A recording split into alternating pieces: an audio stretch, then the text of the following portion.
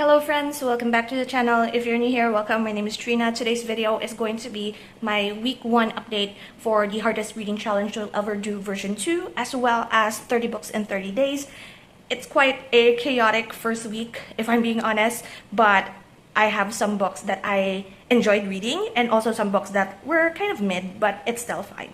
So the way I'm going to format this video, I guess, is to talk about all of the books that I've read so far in my reading journal, and then I'm going to show graphics that I made that at least you could see which categories each of the book I placed, like for her kid. So that's what we're going to do today. So I'm going to put this to the side for now, and we're going to flip through this notebook.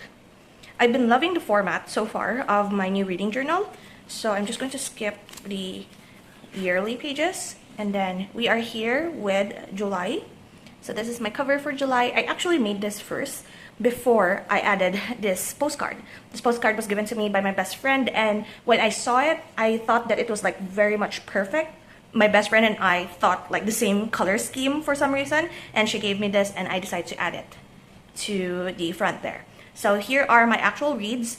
Honestly, I am counting 8 books for my actual reads for now, but in total, I am going to be doing 9 books for the first week of 30 and 30, which is a lot because there are some books here that are super short that I did not realize. I might not count it, but also there is one book that I have not finished yet, but today is Sunday and I only have like 100 pages left, and I am like trying to film this video while still there's still daylight left, and I'm going to finish reading it once I finish editing this video. So our first book is the book that I have not finished yet. So I formatted all of my pages this way in order to fit like 30 books for the whole month, knowing that if I do 1 page per day, like in my previous reading journals, I will not be able to fit the rest of 2025 in this notebook. Because basically when I finished in June, my journal was filled to the brim, even though I just like I believe I read 75 books for the first half of 2025. So that was a lot. And knowing that I'm reading 30 in 1 month, that's basically the challenge, then I need to like squeeze a little bit of the space. So 2 books are sharing 1 page for this first part of the month, or first part of the journal. So the first book that I have here, this is not in order of when I read it, so we're going to go by entry. So the first book that I entered here, because I started this in June but haven't finished yet, is The Poisoner's Handbook, Murder and the Birth of Forensic Medicine in Jazz Age New York. This is by Deborah Blum. So this is my first nonfiction. Has been like, I don't know when was the last time I actually read a nonfiction, other than like my DNF from like maybe March early this year. But this one was actually pretty good. I am enjoying it. Each chapter, it's talking about like the cases that involves like poison from 1924, I believe, to the 27. So it's like early Jazz Age, forensic medicine or forensics in general in like solving crimes has not yet been established that much in New York or in America in general. And there are a lot of cases with a bunch of chemicals that has been discovered. Most of them are like alcohol poisoning, some with the more common poisons used during like when you read a lot of detective crime cases. When it comes to poisoning, it's somehow like arsenic, cyanide. Those are the like the common ones that we hear in detective books, and they explain or like they go through all of the cases that made it important for like the government to fund forensic sciences in like as a task force in the like police and detective scene.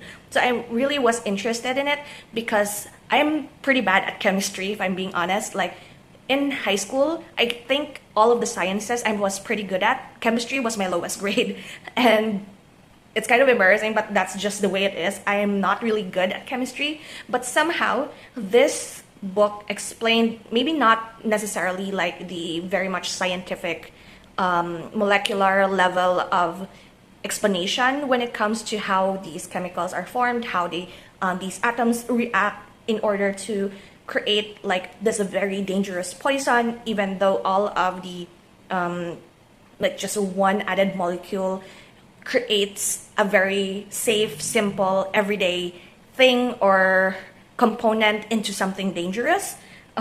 So I'm actually enjoying myself. So I only have like 100 or so pages left. So I believe there are only 2 or 3 poisons left that I need to read about. And then I'm done with the book. But so far, I'm very much enjoying it. It is a solid 4 stars for me. And as I've said earlier, I actually started this in June 13th, when I started this. And the Her Kid Rules by Qwerty did say that you have started reading the book, but read majority or the biggest chunk of the book in July when Her Kid starts, then you are allowed to add it. So I believe I've read 85% of the book in July. So I'm going to count it. So that's the first book that we're going to count towards Her Kid, and also 30 and 30, even though I haven't finished it yet. But I will. I promise I will. The second book that we have here is Dark Harvest by Norman Partridge. This is a dark fantasy, the first book that I've completed for the month. It was a strange book, if I'm being honest. It is what do you call this? It's a small town horror sort of situation wherein there is this entity called the October Boy. So during Halloween, it's like a rite of passage for all of the 16-year-old boys. Whoever is able to hunt down the October Boy, that person or that boy gets to be given a chance to go out of their small town to live a better life outside, and also their families get compensated. So they are given like rewards and compensations and all of the good benefits if they won that year. And while it's like a purge situation, if I'm being honest, like all of the 16 and up boys gets to go out on the streets on Halloween and hunt down this creature who has a pumpkin for a head, very viney, scarecrow-like creature, whose goal is supposed to go to the chapel in the middle of town. Like, that's his motivation. And somehow this became a tradition. So I'm not going to explain how the October Boy came to be, nor what generally happens in the book. It just so happens that it's like super crazy. It's also very toxic because like it's tradition based. It's something that you know morally that is wrong, and yet all of the older adults just turn a blind eye to it because it's tradition, because they all had to go through with it. They know that it's a shitty tradition. They know that it's very much dangerous. People lose their lives over this, and yet they still continue it year after year because of some authority that in order to control all of these citizens in this little town, the authority figures tend to abuse their power or something like that. But I did enjoy it. I gave it a 4-star. I highly recommend it, but of course, it's July. I guess you could say that it's perfect for Summerween, but if you want like the full-on vibes of like this town and also the story, I suggest that you read it like on Halloween day maybe, or Halloween evening. The third book here is Bridge of Souls by V. Schwab. This is the third book of the Cassidy Blake series. It's a middle grade mystery with related to like our main character, Cassidy, is able to go in between two worlds, I guess. The living world and also the veil, which are all of the ghosts and souls that are not able to pass on to the next life, or to whatever belief system that they have with their, afterlife, that's the term. I am happy that I finished this because it's one of those series that I've been itching to finish because it's middle grade and I just want to get closure of what happens. Because the second book left me in such a cliffhanger. And it left me such a cliffhanger that I really wanted to know what happens next. However, I don't know if this is like the lowest rating that I gave for this series, like this book in particular, because if you're reading this book or the series and you are like super hyped with the last book, I suggest you lower that expectation, because some of the questions or some of the expectations that you wanted or expected to happen because of the events that happened at the end of the second book did not actually follow through with the third book. It's very, like, maybe this is the case with middle grade. If it were like, if it's a little bit older, I guess, in the reading age, there's so much that you could have done with the story.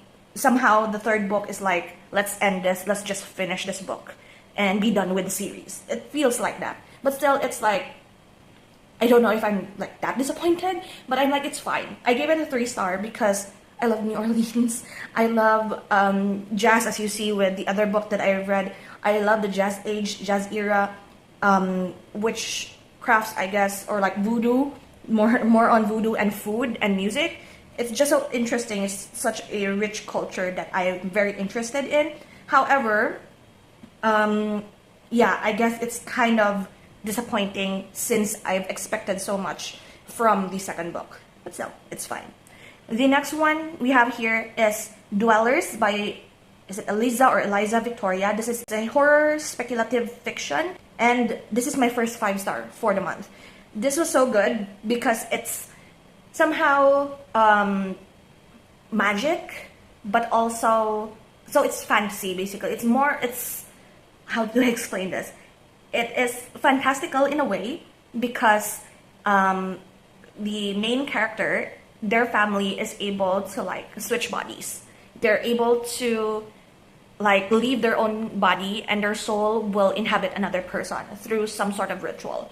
And I should not say this because it will spoil some part of the story. But basically, based on the synopsis, I guess I could say that our two main characters woke up in different bodies and they have to learn about the person that they inhabited. And the more they learn about the people that they soul swapped with, I guess, the more sinister it is. Like, these two people, they don't know, are complete strangers, and they also somehow are suspicious. And there is like a what do you call this, missing person that happened within this area, and somehow there is a connection between these two people and the missing person, and there's a lot of mess going on. But also we get to see where the two main characters came from. Why did they body swap with these strangers? They somehow were also running away from something, that's why they body swapped.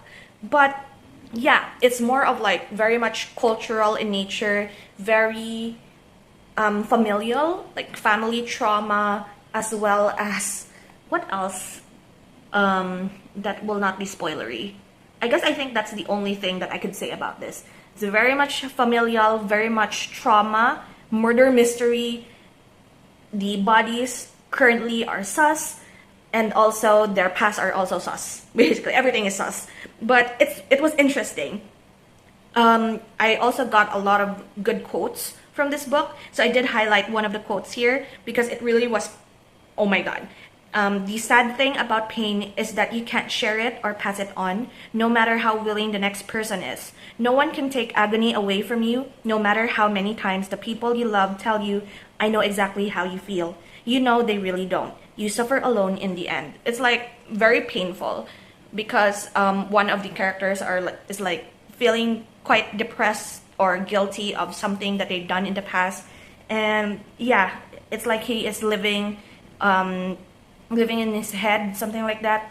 And I gave it a 5-star. I really enjoyed it. There is one argument though in one of the reviews for this book wherein we all wish that the magical aspect was elaborated further. This is a short story. It's 160 pages. So if this was a longer book, I guess the magic system would have been explained more. It would have been a full-on fantasy story at that point. But I guess for the purpose of it being a horror, speculative fiction, murder mystery, I think it was sufficient enough that that aspect was like talked about. It wasn't as like explained all that much.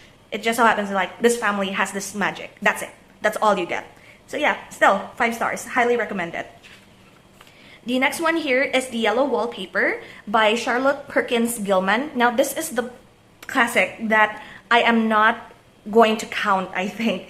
I did mention in my day 0 for 30 and 30 when I talk about all of the books that I want to read, like the TBR video and also the announcement video. I did say that I will only count books that are 51 pages and above, I believe is what I said. So The Yellow Wallpaper is a short story of only 30 pages. I made a mistake when I chose this book because in my Goodreads, I saw that it was like 129 pages, I believe. And I was like, it's like a perfect book to like have a quick read on. And it's also like horror, dark, psychological horror. And it turns out the 129 pages version of it has like notes from the author, what she went through. It's like a sort of a biography of some sort. So I'm not going to count this, but I will be talking about The Yellow Wallpaper, and it's still going to count towards the books that I've read for 2025. It's still going to happen. I did give it a 4-star because it was quite interesting. So we are following our main character. Did I write the name or was there no name? I guess there was no name. So our main character was writing down like her daily diary of some sort on pieces of paper. After her and her husband moved into this, some sort of like an abandoned house, and she is sick. The doctor, her husband is a doctor, prescribed her, since this was like early 1900s, I guess, or was it late 1800s, something like that. It was super early, super old. The doctor husband recommended that she isolate herself and stay in this like attic area of the house, of the abandoned house, with a wall that has yellow wallpaper. So they are there for like 3 months, I believe. That was like the solution of the doctor husband. You stay there in the attic for like 3 months in order to calm yourself, because she has given birth and somehow has like postpartum psychosis, is what I've searched online. So it's like she has been having these hallucinations after giving birth, and she has been separated, I guess, from her child by the husband, because she is like having these hallucinations that somehow harm them, and she was not allowed to like read or write anything. She was to stay in this attic alone and very much has to breathe in like fresh air of some sort in order to calm herself down, which is not going to help her, if I'm being honest. So it was an interesting read. It is very psychological horror, which I really love. And it's just so frustrating because olden times when it comes to their medicine and how they perform treatments for mental health, because apparently that's not a thing, and they think that there's something wrong with you physically if you have mental health issues. So yeah, quite interesting. But I don't know I guess I'm not going to count it in 30 and 30, but I am going to count it in Her Kid. Maybe. We'll see. Anyway, on to the next book. The 6th book is another classic, Ye Turn of the Screw by Henry James. It is a dark mystery, and I listened to this on audiobook. It was quite interesting. I actually had to re-listen to this like twice because I was not registering what's happening.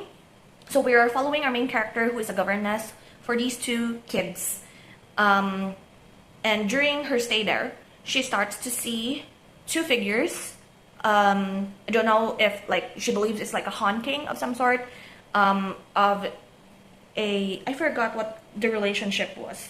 Like one of them was the previous governess who has passed away, and the other one also was a man who passed away, but has like a relationship with the family. I forgot if he was like a relative or was he a driver right now, I forget.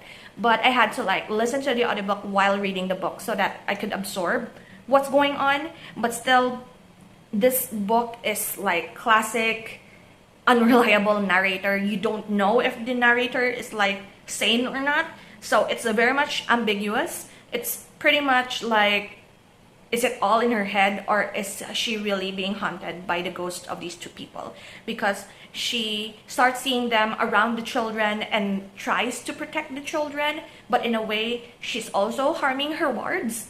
So yeah, is it her head or is it really a haunting situation? It's not even definite, but it was quite interesting. I even researched why the title is The Turn of the Screw. It somehow is related to screws being, I should not say this online, you could research it, but it's like related to screws being used in order to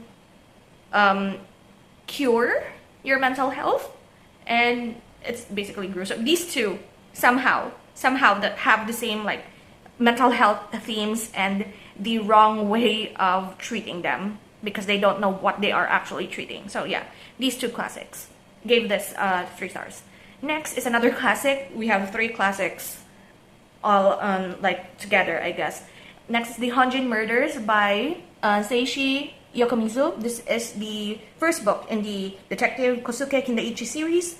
I found this book actually while I was book shopping with my friends, and I saw that the cover was pretty interesting, and I saw that it is a series, a detective novel series, and I wanted to try it to see if I like it.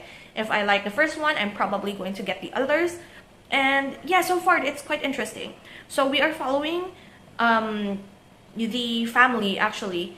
These a Honjin is like a very elite like inn during the Edo period. So they cater towards high officials, very important like government people, feudal lords, I guess, samurais with high ranking, and they are basically catering to the elite in the society during the Edo period.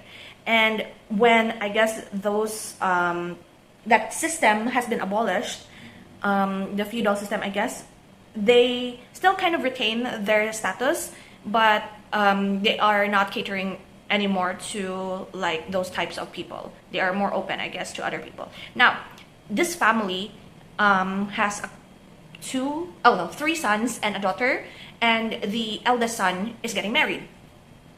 The woman that he chose happens to be of peasant born, and they are like not really happy with the situation, but still the girl is a very smart woman, and yeah, I guess I guess that's it.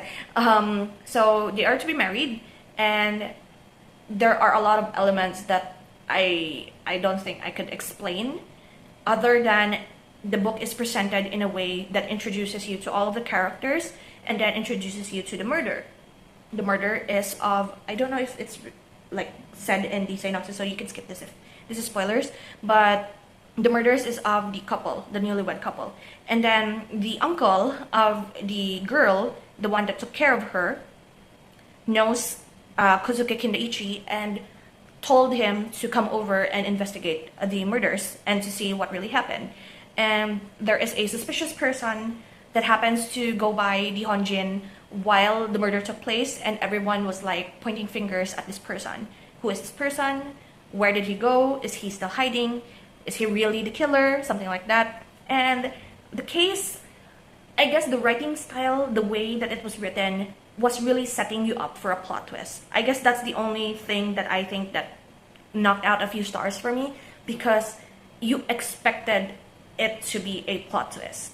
Like, I guess I've read a lot of like detective stories at this point to know that there are beats into a detective murder mystery, and for this one, it's very readable, it's very easy, even for a classic, it's super easy to follow. So that's why maybe it's more less shocking for me, I guess, when the plot twist happened. But in any case, I really enjoyed it. It was a super quick read, if I'm being honest. So if you're interested in the Honjin Murders as well as the whole Kosuke Kindaichi series, I believe I'm going to continue with the series. It's 224 pages. It's a super small book. The next one here, quite funny. I don't know why I chose this book. This was not part of the 30 books that I have prepared in my TBR. This is Morning Glory Milking Farm by C.M. Nascosta.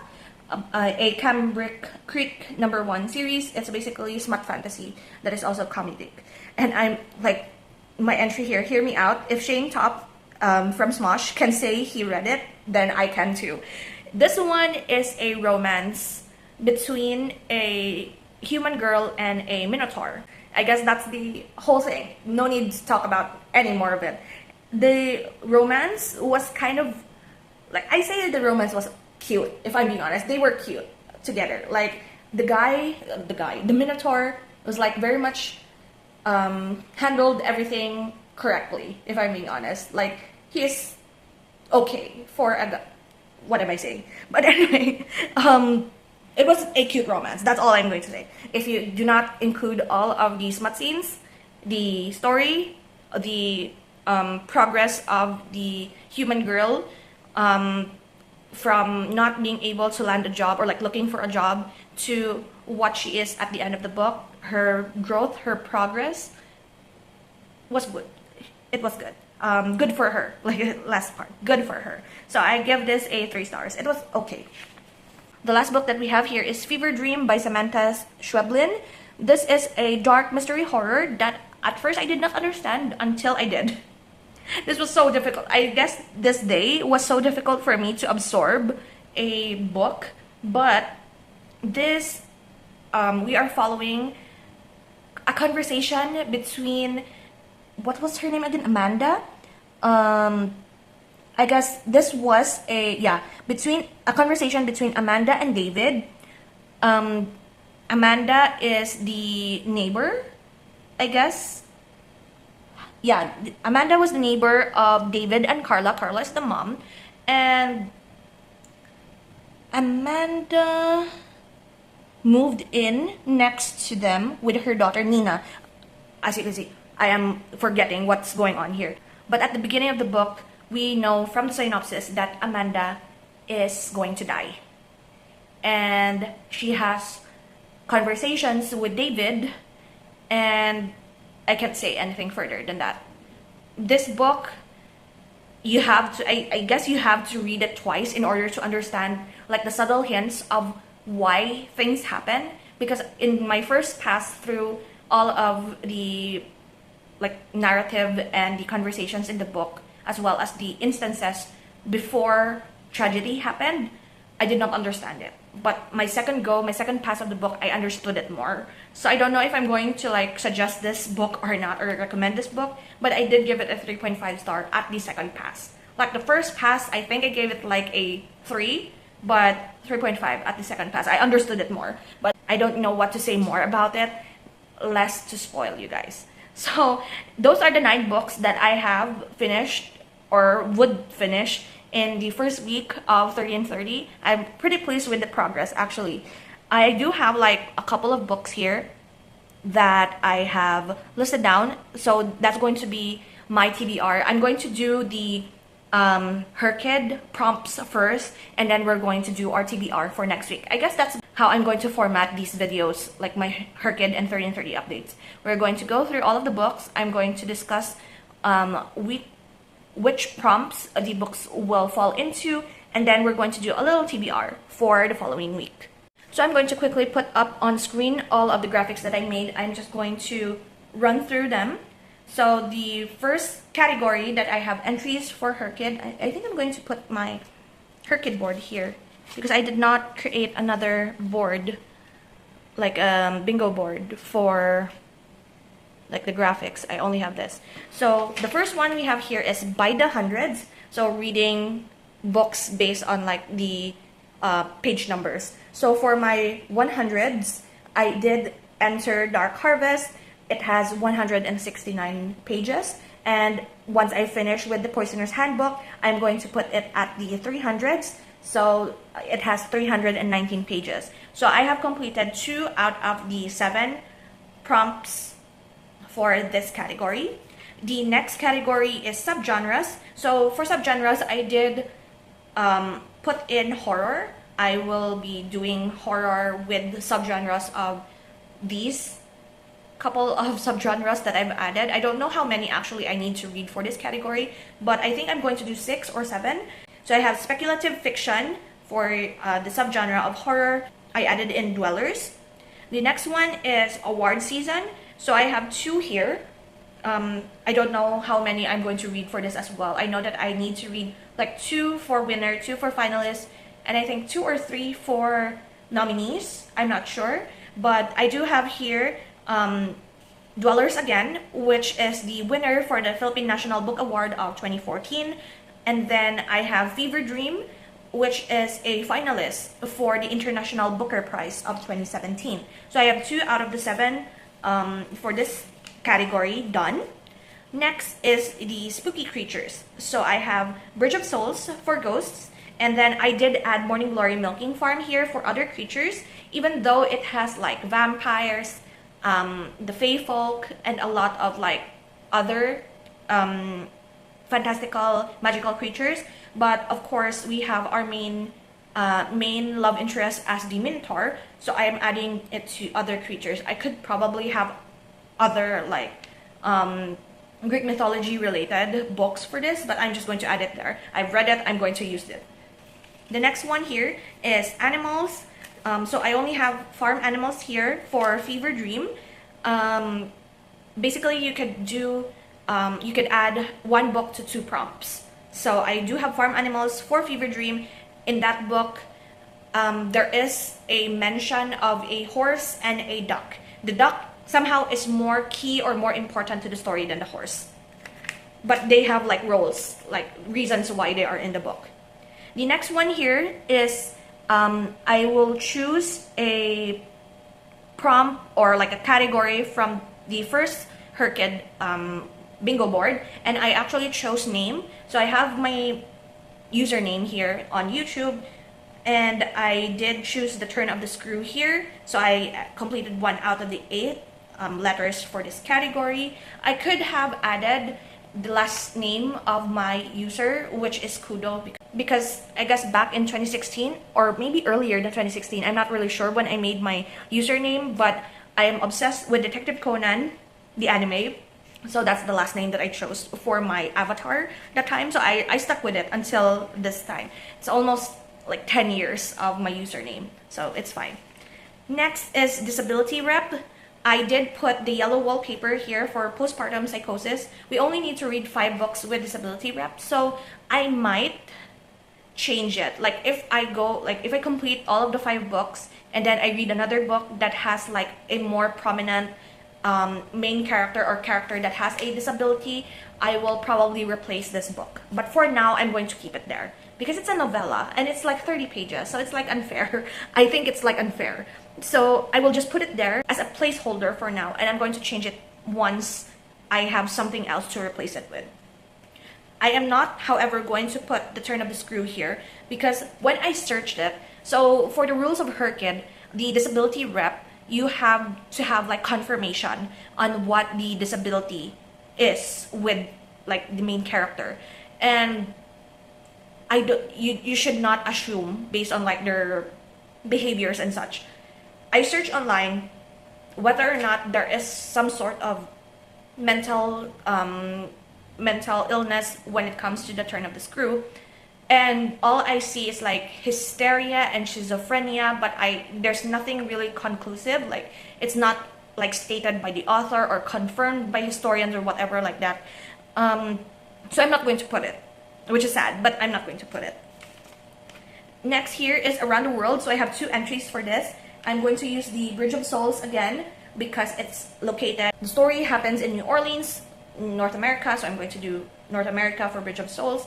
And then the Honjin murders happened in Japan. It's kind of early to put it in here, but I am going to just put it in Asia. There's a lot of books that will be happening, or like there's a lot of books I know that happens in like North and South America, Europe and Asia. So I really need to like look for books that like happen in Africa and Australia and also Antarctica. I think there are lineups for books with that, like book lists and such. So I'm not scared I guess maybe this is going to be the first category I actually knock out the list, if I'm being honest.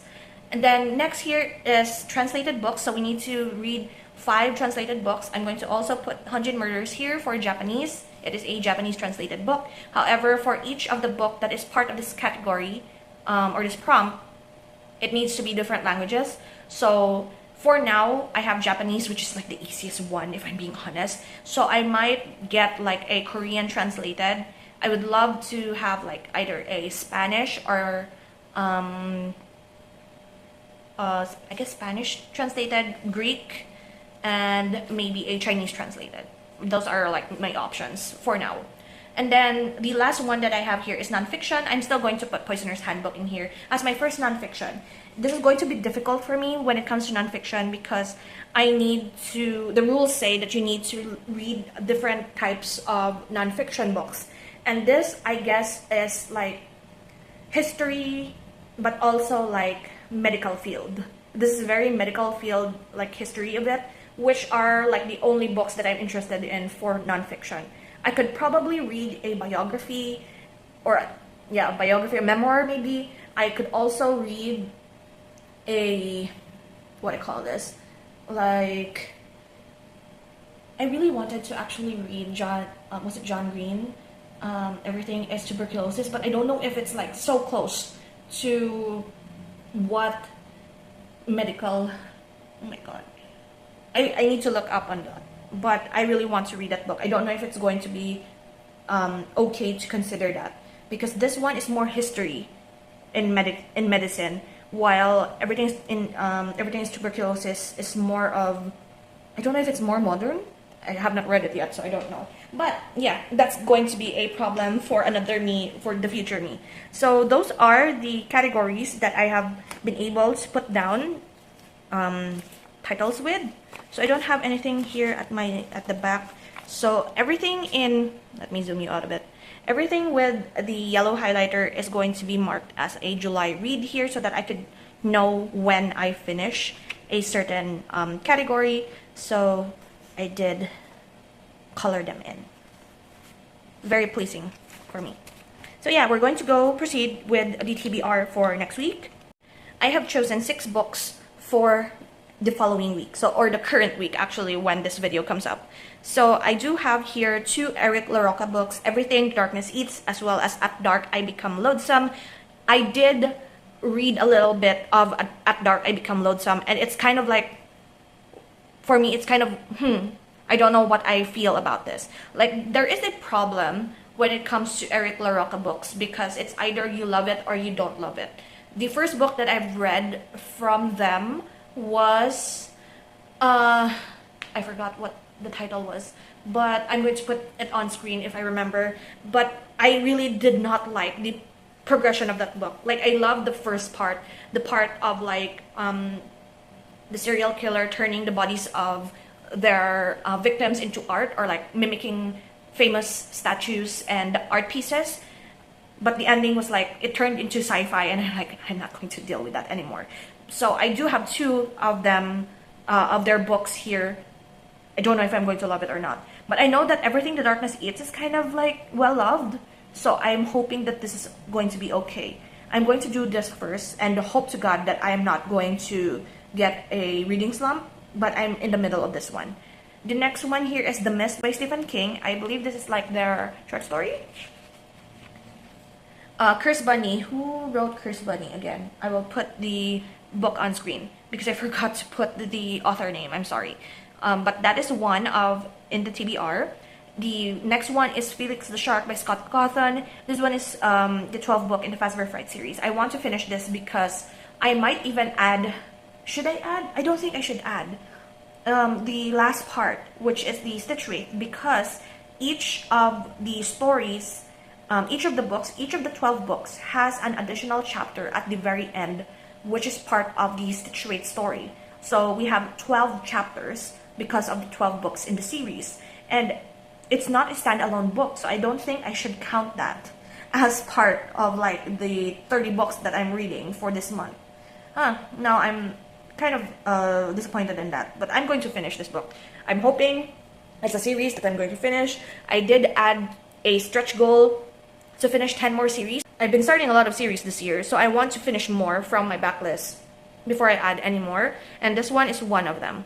So I hope that I'm going to finish with that. And then the last one is Murder on the Orient Express by Agatha Christie. This one is very much popular, and I believe this has a movie, question mark? Because one of the Hercule prompts, you have to like either read or watch the adaptation. So like if it's a movie, you could read the book or you could watch the movie adaptation for it. So I think I'm going to read or like listen to the audiobook rather than watch the movie or the series or whatever media it is, because I like it that way. And yeah, so that is it for this chaotic video. It's my first go at this, so I guess it's more chaotic now. I hope we'll be able to refine it more as the month progresses, but I'm pleased. I'm very happy that I got to get 9 books out of the TBR, and also 9 books in process, 9 books done for the 30 books. So I need to read 21 left, which is fun. We have a lot of books to go through, but I'm excited. So yeah, thank you so much for hanging out with me today. I hope you enjoyed this video. I will see you in the next one. So until then, guys, take care and bye-bye.